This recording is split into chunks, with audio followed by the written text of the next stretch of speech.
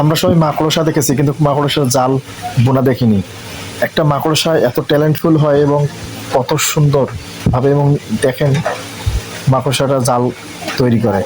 এই মাকড়সাগুলো এত সুন্দরভাবে অল্প কিছুক্ষণের মধ্যে একটা তার জাল তৈরি করে শিকার ধরার জন্য।